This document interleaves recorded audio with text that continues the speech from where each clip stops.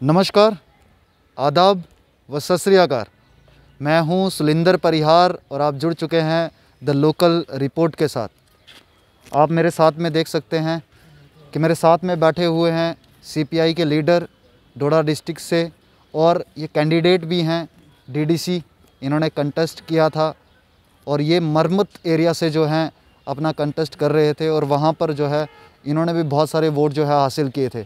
तो हमारे साथ में हैं कुलदीप जराल, जो कि सीपीआई से जुड़े हुए हैं, और इन्हीं से बात करेंगे क्योंकि आज कोविड-19 भी है और कोविड-19 के साथ में करप्शन भी है।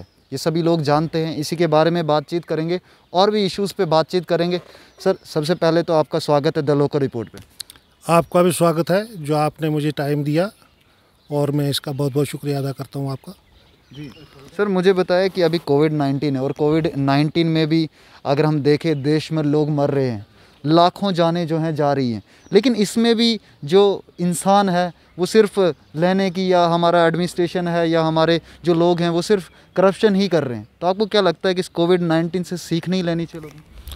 मुझे ये हैरत होती है कि हम रोज़ाना देखते हैं कि मर रहे हैं और हमने भी एक दिन मरना है, लेकिन उसके बावजूद भी हम ये किसी की इमरजेंसी का, किसी की मुश्किलातों का हम फ़ायदा उठाते हैं, जिसमें बेरोज़गारी भी आ जाती है। कोई बीमारी होती है तो बीमारी में चीज़ें महंगी हो जाती हैं। इस वक्त कोरोना में आप सब्जियों की पोजीशन देख लीजिए कितनी महंगी हो रही है। तो ये सारा जो होना जो है, तो ये हमारे लिए एक इंसानियत के साथ मैं कहता हूँ बद्दा मजाक है। करप्शन है, करप्शन इतनी है कि आप किसी भी दफ्तर में जाओ, बगैर पैसे के काम होता ही नहीं है। अफसोस मुझे ये होता है कि हम ये साथ तो लेते नहीं। आप इतने लोगों को मरते हुए देख रहे हो, आप इतनी पोजीशन ख़राब होते देख रहे हो, और फिर भी आपको शर्म भी नहीं आती है। आज हमारी पार्टियां हैं जैसे इनको सांप सूंघ गया है। कोई ये नहीं बोलती है कि देखो भाई आज ही कोरोना है, हम एक दूसरे की मदद करें। क्या कहे, एक दूसरे की टांगें खींची जा रही, सियासत वहाँ पर बनी रही। तो मैं कहता हूँ ये मुल्क के लिए दुर्भाग्य है, और मैं बहुत ज़ोर पुरज़ोर इसकी निंदा करता हूं कि हमको इस वक्त एक होकर इस कोरोना का मुकाबला करना चाहिए। और एक बात नहीं, ये नहीं है कि कोरोना आज है और कल नहीं होगा। कोरोना बहुत शक्लों में आएगा, और ये बहुत लंबे अरसे तक, क्योंकि ये इंसान का बनाया हुआ है। और इसमें ऐसी चीज़ें हैं कि आपको किसी भी रूप में, जैसे पहली आई थी पहली दफ़ा था, इसका अपने साइन सिम्टम थे, इस वक्त कुछ और ही है, और आने वाले हैं और कुछ और भी हो सकते हैं। तो कहने का मतलब है कि हम पहले तो जंग लड़ते थे, गोलियों से लड़ते, बॉर्डरों पर लड़ते थे। अब वो उसके साथ में हमें जो बायोलॉजी जंग है, जिसको कहते हैं कि जरासीम जंग है, इस पर भी लड़ना पड़ेगा। और इस पर हमें हर वक्त तैयार रहना चाहिए। हमारी लेबॉर्ट्रियाँ ठीक ठाक होनी चाहिए, हमारे अस्पताल ठीक ठाक होने चाहिए। और जो अस्पतालों की हालत है बड़ी खस्ता है। अब डॉक्टरों की पोजीशन है, कुछ डॉक्टरों ने ऐसी हालत करा दी, सारा सेहत के को ही बदनाम कर दिया है। सर, आप बायोलॉजिकल वॉर की बात कर रहे हैं कि बायोलॉजिकल वॉर है अभी, तो आपको क्या लगता है कि उस बायोलॉजिकल वॉर के लिए क्या हमारा इंडिया के अंदर इतनी क्षमता है कि उसको रोके और फैलने से, मतलब फैले ना हमारी? सुरेंद्र जी, मैं बात आपसे यही कहूँगा, देखो एक बात है, आप सब घर के हैं, 5 आदमी या 20 आदमी हैं, और आपस में आप झगड़े करते रहेंगे तो आप क्या शाम को आपके घर की तरक्की होगी, या आप घर को रोटी बनेगी? इसी तरह मुल्क होता है, मुल्क में भी ऐसी चीज़ें होती हैं कि अगर हम आपस में शमशान घाट और कब्रिस्तान और मंदिर मस्जिदें करते रहे, तो मेरे ख्याल में उन लोगों को मस्जिदों में बिठा दो और उनको अस्पतालों में मत भेजो। हमारे लिए अस्पताल ज़रूरी है, हमारे लिए एजुकेशन ज़रूरी है, हमारे लिए रोटी ज़रूरी है, हमारे लिए तरक्की ज़रूरी है, हमारे लिए बेरोज़गारी को ख़त्म, जड़ से ख़त्म करना ज़रूरी है। हमारे लिए जो रिश्वतखोरी है ये ख़त्म होना चाहिए। और जो कुछ लोग खा कर मर रहे हैं और कुछ भूखे मर रहे हैं, ये तो बहुत दुर्भाग्य की बात है। और इसके लिए मैं सख्त निंदा करता हूँ, क्योंकि इस कोरोना की हालत में भी लोग पैसे कमा रहे हैं। सब्जियों के रेट कोई कहीं पहुँचे हैं, दवाइयों के कुछ मिलती नहीं है, और आप हालात देख रहे हैं कि ऑक्सीजन के सिलेंडर नहीं मिल रहे हैं। ये किसकी बात है? हमें इसके लिए सतर्क रहना चाहिए, हमें पहले ही तैयारी रहनी चाहिए। ये डिज़ास्टर है, डिज़ास्टर कोई ज़रूरी नहीं कि इससे बीमारियों से भी हो सकता है, कभी कोई हमला भी हो सकता है, कोई भूचाल भी आ सकता है, कोई कुछ भी हो सकता है। हमें हर वक्त तैयार रहना चाहिए, और जब तक हम तैयार नहीं रहते हैं तो तब तक मेरे ख्याल में हमारे लिए बहुत हम देर हो चुकी होगी, और जब हम जागेंगे तो बहुत देर हुई होगी।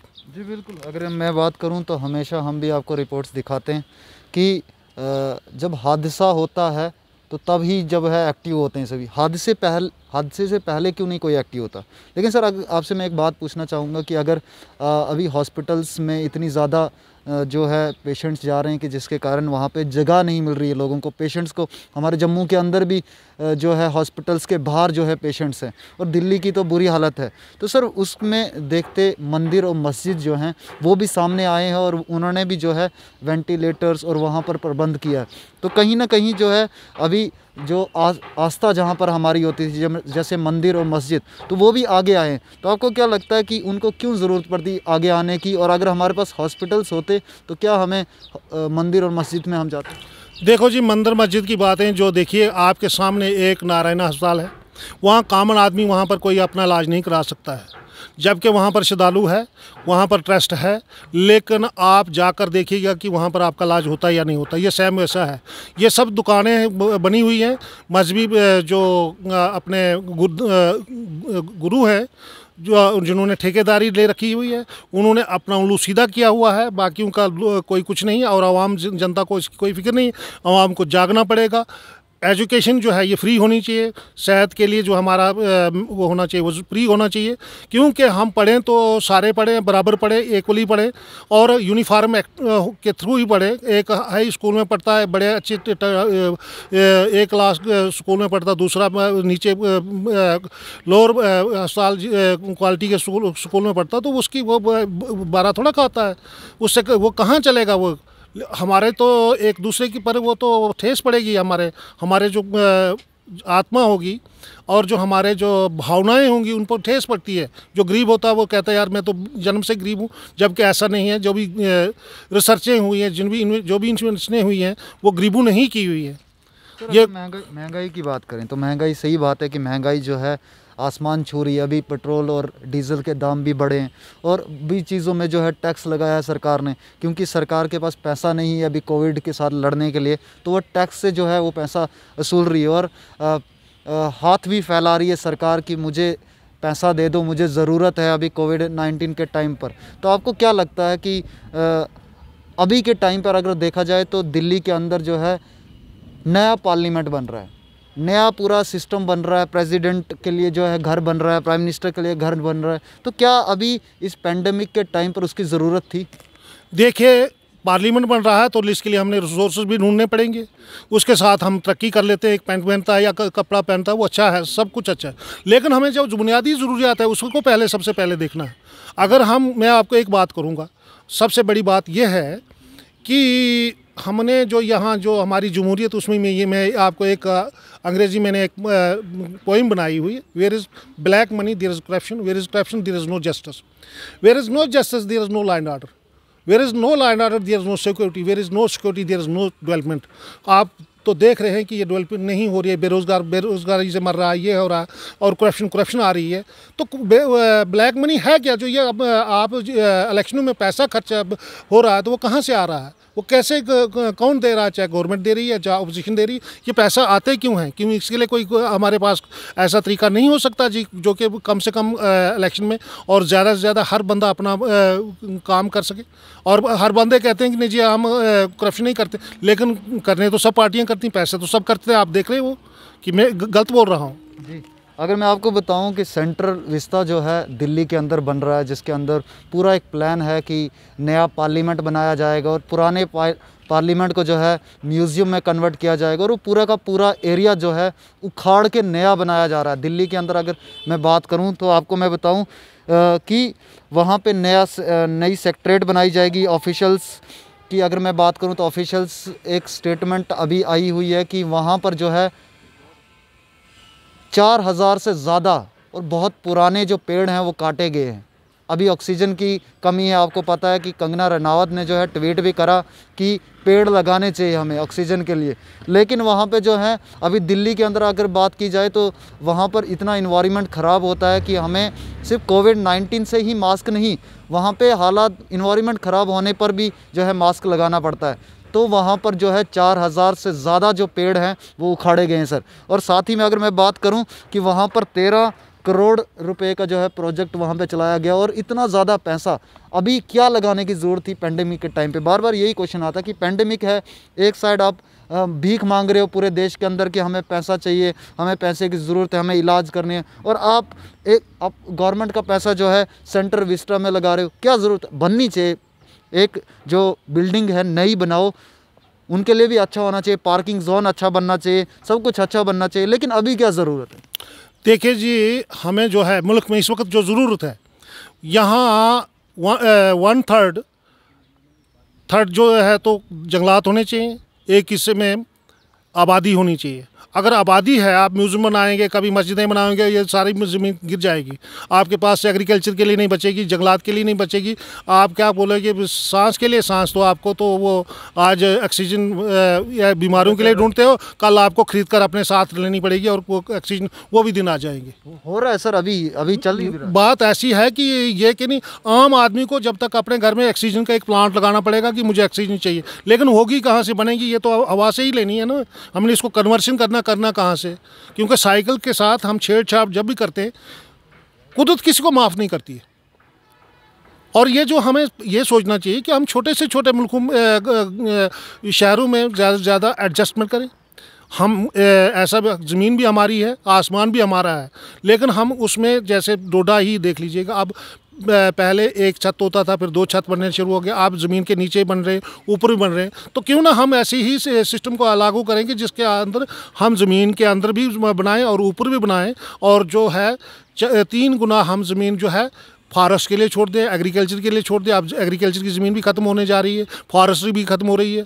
कानून बनने से कुछ नहीं होता, और सबसे बड़ी बात यह है कि कानून का उल्लंघन करते ही वही लोग हैं जो कानून बनाते हैं। बिल्कुल सर। और हम नहीं करते हैं। कोई अगर कर्जदार है मामूली, दूसरे 2, 4, 5, 10 लाख का, वो डरता है, लेकिन जो हज़ारों करोड़ों का कर्जा लेकर चंपत हो जाते हैं तो उनको ये कानून नहीं होता है।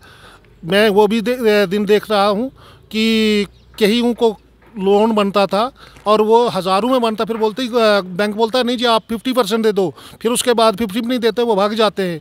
वो ऐसा ही एक नहीं है, करप्शन से आप देख लीजिएगा।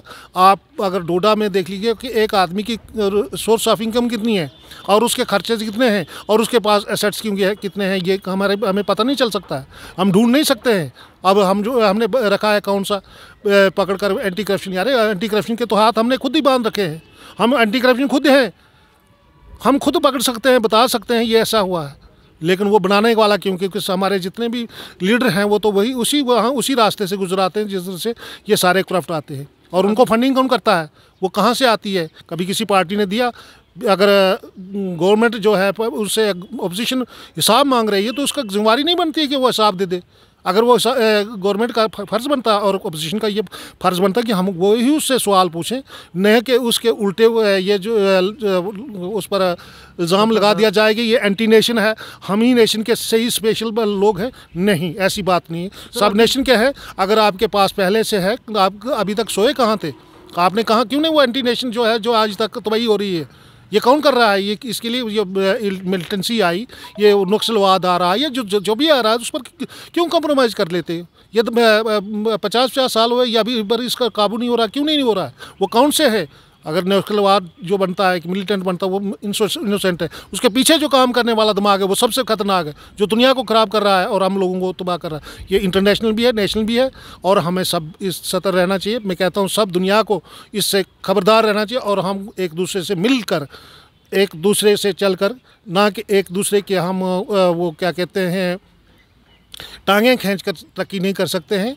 अगर चाइना को हमारी ज़रूरत है तो हमें भी चाइना की ज़रूरत है, हमें दूसरे मुल्कों की ज़रूरत है। तेल कहीं से आता है हमारा, कहीं कितने साधन होते हैं, हम अपने साधनों को जुटला सकते हैं और एक दूसरे से प्यार मोहब्बत से भी रह सकते हैं।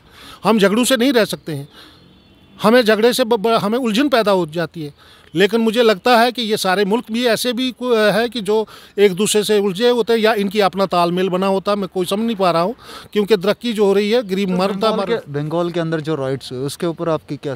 देखिए जी, बंगाल में जो हो रहा है या जो कुछ भी हुआ, आज देखिएगा कि मैं सब लोग पार्टियों से, मुझे बड़ा दुख हुआ, बड़ा सख्त दुख हुआ। मेरा दिल कहता है या रो जाऊँ या किसी क्या करूँ, मैं बोल नहीं पा रहा हूँ, मेरे पास कोई ऐसे अल्फाज नहीं है। क्योंकि आज अगर ललिता बनर्जी की टीम वो तृणमूल कांग्रेस अगर गलत कर गई है तो बीजेपी ने कौन सा अच्छा कर दिया है। वो आज सारा कोरोना का वायलेंस का वो तोड़ कर सारा कर रहे हैं। आज तक उनको ये नज़र नहीं आया कि हाँ जी कोई जम्मू में मैं देख रहा हूँ पूरे वर्ल्ड में कंट्री में देख रहा हूँ क्या।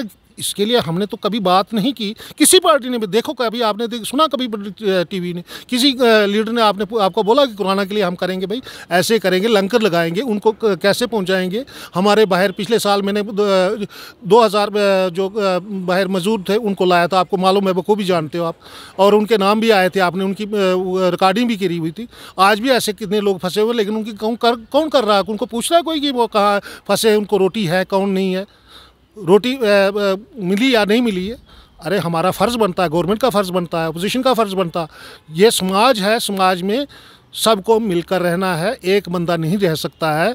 अलबत्ता हमें उन लोगों से सबक लेना चाहिए जो आज अपनी जिनको कोई ढूंढने वाला नहीं मिल रहा। कल हमारी भी ऐसी दुर्दशा हो जाएगी, हमारी वो मौत होगी, हमें कोई पानी पिलाने वाला नहीं होगा। सर डोडा की अगर बात करें हम, तो डोडा डिस्ट्रिक्ट में आपको क्या लगता है कि जो लॉकडाउन लगाया गया है 50% कैपेसिटी पे जो हमारी व्हीकल्स हैं उनको अलग किया गया है, और साथ ही में अगर हम बात करें कि हमारी शॉप्स तो वो भी 50% कैपेसिटी पर खोलने की बात की वीकली, तो आपको क्या लगता है कि ये सही डिसीजन लिया एडमिनिस्ट्रेशन ने, या एडमिनिस्ट्रेशन ने आपको पूछा, आपको बुलाया? देखो जी, मुझे इसके बारे में थोड़ा ये भी नहीं पता है कि ये कैसे मरेगा। यहाँ सुनने में आया कि ये 14 दिन इसकी लाइफ है, ये जो वायरस है, और इसमें हम दूरी बना कर रखें तो ठीक है, जो बोला होगा। लेकिन मैं देखता हूँ WHO की पॉलिसियाँ भी वो भी हमारे हित में नहीं है। जो वुहान में डाला गया था, वायरस डाला था, उस वक्त WHO कहाँ सोया हुआ था? मुझे ये तो बताओ ना। तो अगर यहाँ पर हमारे साथ जो हो रहा है, ये मुझे इसके पीछे भी ये तर्क नज़र आ रहा है कि हम हुजूम बनाएं। ये ठीक है, ये छूत वाली है, हवा से फैलने वाली है, हमारा जो आई ड्रॉप जो है उससे फैलने वाली बीमारी है, हमें दूरी बना कर रखनी चाहिए। लेकिन ऐसी भी दूरी नहीं बनानी चाहिए। हम इसके लिए तो अपना कोच तो बना सकते हैं ना, कोई और ऐसे भी तरीके हो सकते हैं। इंसान क्या नहीं कर सकता है, वो हर चीज़ अपने उसके लिए बना सकता है, हिफाजत के लिए। वो जीना सीखता है और सीखना चाहिए, और हालात के साथ। डिस्ट्रिक्ट में ठीक है जो लॉकडाउन नहीं, देखिए जनाब, वो कहाँ लॉकडाउन है? कौन बोल रहा है लॉकडाउन है? परसों बीजेपी की एक मीटिंग हुई, वहाँ आपने देखा लॉकडाउन के कितने की उसके पालन हुआ था। यह हिंदू मुस्लिम का लॉकडाउन आ जाता है, कभी किसी ने तोड़ा, कभी हिंदू ने तोड़ा, कभी मुसलमान ने तोड़ा, कभी मस्जिद में तोड़ा, कभी मंदिरों में तोड़ा। मुझे ये इससे मैं ये समझता नहीं हूँ कि ये लॉकडाउन है या क्या है, ये पॉलिसी है, सियासत है, क्या है। क्या गरीब सर इस लॉकडाउन में गरीब मर रहे हैं? गरीब मरना चाहिए, क्योंकि उसको अपने उंगली का ख्याल नहीं था। उसको कहाँ उंगली उसने दबाई थी? अगर वो गरीब मर रहा है तो उसी वक्त वही बिक रहा था, 2 रुपये के लिए, 10 रुपये के, 1000 के लिए बिकता था। उसको उसने ये कभी नहीं देखा कि उसका जो खैर क्या है, कौन है, वो नहीं जानता है। उसे सोचना चाहिए था। और मर रहा है तो इस वक्त सबसे ज़्यादा गरीब कर मुसीबतें पड़ी हुई हैं। अगर बच्चा बेकार हो रहा है तो उसी का हो रहा है। अगर बच्चा उसका पढ़ गया तो फिर जनाब अली वो शायद कल वो भी हुक्मरान भी बन सकता है, पॉलिटिशियन ही बन सकता है। लिहाजा कुछ लाबियाँ हैं, वो नहीं चाहती हैं कि सब पढ़े, ये जुलझे रहे और ऐसे करते रहे। हम एक दूसरे स्किल जिसको बोलते हैं, स्किल होना नहीं चाहते हैं।